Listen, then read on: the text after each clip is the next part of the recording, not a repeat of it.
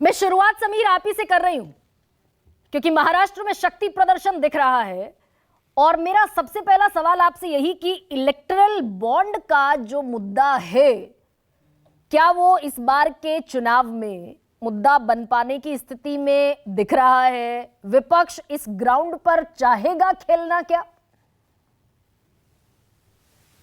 देखिए, मुद्दा तो तब बनेगा कि अगर विपक्ष इसे मुद्दा बनाने की स्थिति में रहता है। ये निर्भर करता है विपक्ष के ऊपर कि इस मुद्दे को वो जनता के बीच में किस तरह लेकर जाता है और वोटिंग के दिन तक इस मुद्दे को कैसे जिंदा रखता है। लेकिन जहां तक मुद्दे की बड़ी बात है जनता के बीच में, मुझे लगता है कि देश की जनता को इन बहुत चीजों से बहुत फर्क नहीं पड़ता। देश की जनता जानती है कि देश के अंदर जितने भी राजनीतिक दल हैं वह सारे करप्ट के पैसों से चलते हैं।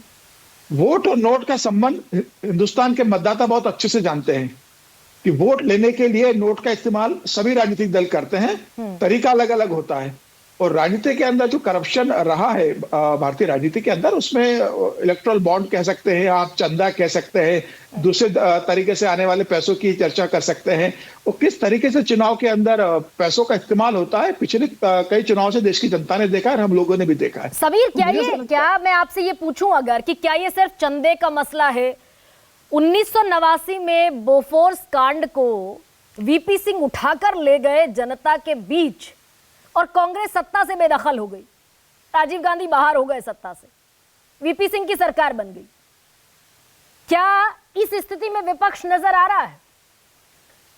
देखिए, बोफोर्स की आप बात कर रहे हो, मैं तो रिसेंट की बात करता हूं कि 2G स्पेक्ट्रम का जो मामला हुआ था मनमोहन सिंह की सरकार के समय, उस मामले को किस तरीके से उठाया था भारतीय जनता पार्टी ने या विपक्ष ने मनमोहन सिंह सरकार के खिलाफ। ऐसे कई आरोप थे मनमोहन सिंह सरकार के खिलाफ। मुझे ऐसा लगता है कि वो जितने सही नहीं थे उससे ज्यादा उसकी आवाज देश की जनता तक भारतीय जनता पार्टी और विपक्ष पहुंचाने में सफल रहा था। प्रधानमंत्री मोदी रैलियों के अंदर किस तरीके से कॉमनवेल्थ का जिक्र करते थे, 2G स्कीम का जिक्र करते थे, कोल स्कीम का जिक्र करते थे, और लेकिन आप उसके बाद देखिए 2014 से लेकर 2024 तक में क्या कभी उस स्कीम के बारे में कोई बड़ी इंक्वायरी हुई, कोई बड़ा कोई जेल में गया, 2G को लेकर कोई बड़ा कुछ हुआ है क्या?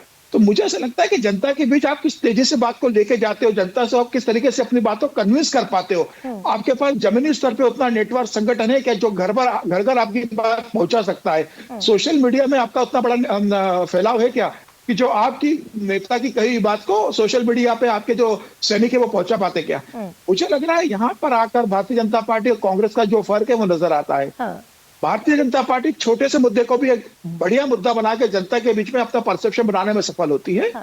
कांग्रेस के पास मुद्दा होने के बाद भी कांग्रेस जनता के बीच वो ले जाकर उसे अपने वोट में कन्वर्ट करने में या अपने पक्ष में माहौल बनाने में सफल नहीं हो पाती है। तो इसमें ये पूरा इंडिया ब्लॉक जो है समीर, आज तो मंच पर इतने लोग नजर आ रहे हैं। तेजस्वी यादव बैठे हैं, सौरभ भारद्वाज हैं, चंपई सोरेन, महबूबा मुफ्ती, फारूक अब्दुल्ला, सब मंच पर जमा है आज।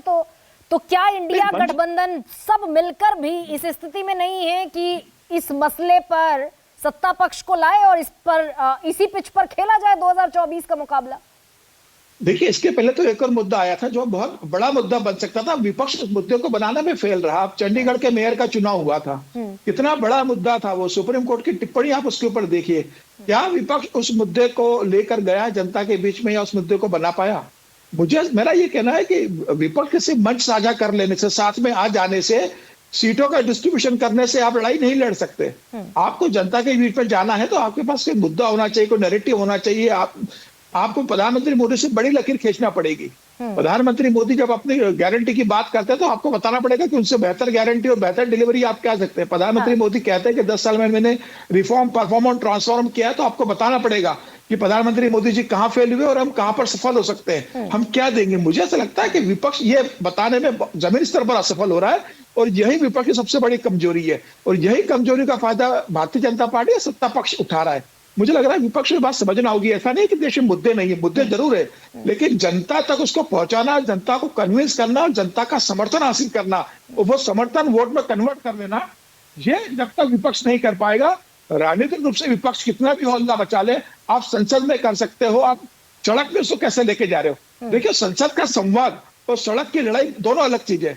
संसद में आप सार्थक चर्चा कर सकते हो, लेकिन लड़ाई तो आपको सड़क पर लड़ना पड़ेगी वोट के लिए। तो रशीद